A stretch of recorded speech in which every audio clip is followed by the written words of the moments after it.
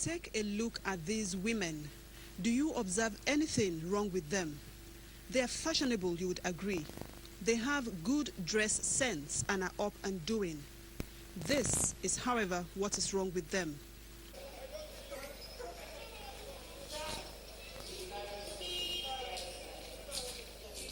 They are deaf and dumb, but for them, it is not the end of the world.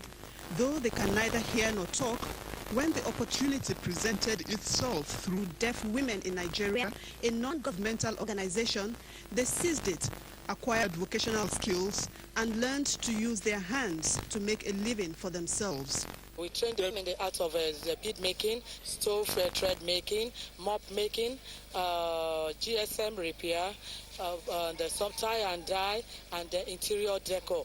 Do you follow up to see whether they are independent and, making it? Oh yes, we do. We do follow them up, and they are really making it. If you go to Nigerian Blind School at Oshodi, for instance, you see a lot of wonderful skill materials. Even right here at the center here, you see some art work. Bags and shoes are being done by persons with disabilities. What they taught, we taught them. Even the interior decor here is being done by persons with disability. So that shows that they are really productive.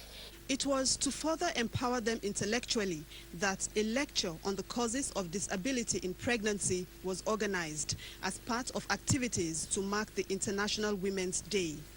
Newsline, however, came across the unique case of this woman who is deaf but not dumb.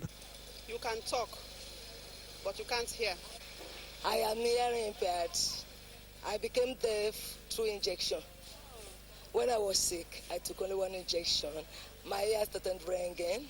From that time, I started losing my hearing slowly. But by going to finding solution, going to different places, from Church Eladra, the native doctor, my parents are just carrying me everywhere because I was a very active young girl at that time. I was 19 years old. Searching for cure, which is not available, the deafness increased. Do you know what I am saying? When I talk, how do you hear me? If you talk, I don't hear you. I'm reading your lips. Sometimes, though, when the lips are too fast for her to read, she employs the service of an interpreter. Do you find it frustrating? Do you find it that you can talk, but you can't hear? Do you find it painful? Let my interpreter stay at your back. All right. I'm deaf. If I'm not deaf, I will not say I'm deaf. I will not be here today as the president. So what I've asked her now is, does she find it frustrating that she can talk but can't hear?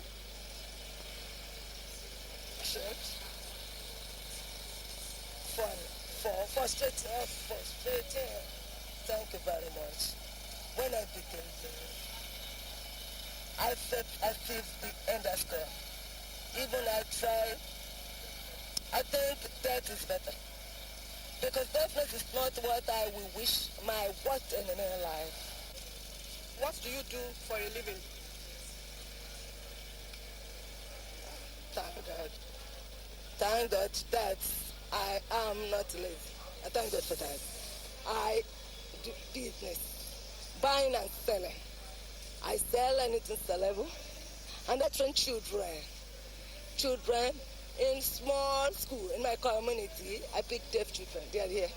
Pick deaf children, train them from the beginning. I like molding them from kids, from 2 years, because it is better to prepare children than to repair adults. I deal with women, but women as mothers, I bring in children to train them because we must have deaf now in the future.